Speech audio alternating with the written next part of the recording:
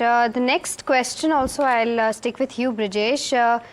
Deshkar from Nagpur is holding 100 shares of Jupiter Wagons, bought at 393 a piece. He wants to know, should he hold at the current levels or come out? And if he should hold, what could be the stop loss going ahead?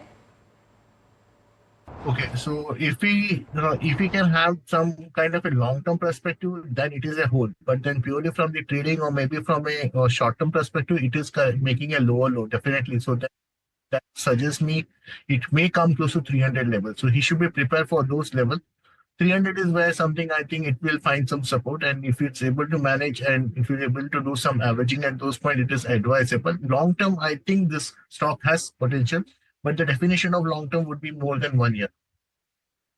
Okay, I'm going to take the next question from Dinesh, who says that he's a senior citizen and he's invested in Ingersoll Rand.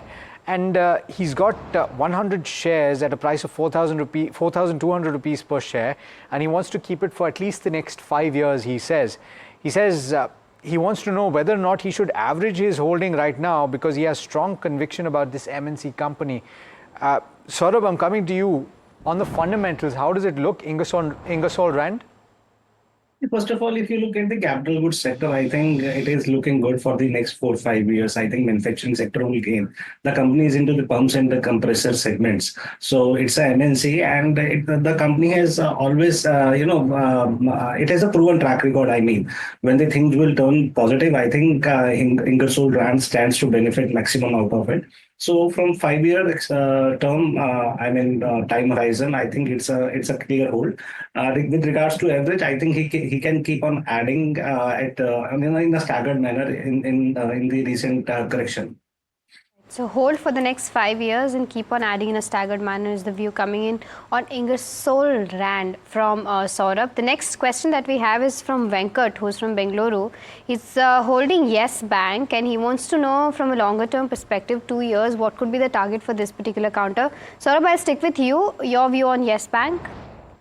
I think overall there is some kind of a pressure on the banking industry per se because of the rising delinquency, especially in the MFI segment and compression in the net interest margin. Yes Bank is already, in my opinion, is priced to perfection because the book is not that clean. It was perceived that the Yes Bank would be able to clean the balance sheet as per the industry, top-notch banking or maybe the mediocre ones. But I don't think so. It has happened now. I think there are many good opportunities in the space, in the banking space. In my opinion, I think he should get out of the Yes Bank and maybe look for the banks like Canara or maybe Bank of Baroda. Okay, Canara or Bank of Baroda are counters that you should watch out for. And indeed, the PSU banking pack is one to watch. Quite a few of those numbers better than expected, at least on the asset quality side. Let's get in our first caller of the day. We've got Mallikarjun, who's calling us from Bengaluru. Hi, morning Mallikarjun. How can we help you today? Hi. My question is, I bought 200 shares of Bajaj Housing Finance at the rate of 257.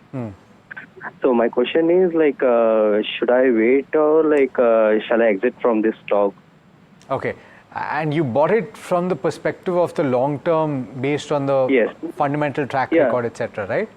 Yes. Because this repo rate cut will, I think, housing related stocks will go up. Because of that, I took this stock. But I'm not sure. I stuck on this level.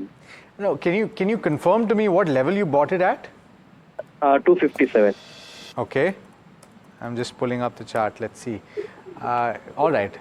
So it's elevated levels. I'm actually trying to figure out when it last hit this number. Can you confirm when you bought this stock, please? Maybe 2 months ago. Okay, fine. All right. Saurabh, I'll come to you on the fundamentals. What would you say about this? So I don't think that the buy price is accurate because the stock has hit an all-time high of 146 in the last 3 months. So it's unlikely that... Sorry. Yeah. 157, not 257. Yeah, I thought as much. My bad. I thought as much because from my recollection, the stock has never crossed 200. But okay, 157 is the buy price. So therefore, Saurabh, on the fundamentals, would you hold if you bought at levels of 157, you lost a little bit of ground, would you hold on? On the business front, it is a very good company. It has grown above industry average, and the recent results were also good.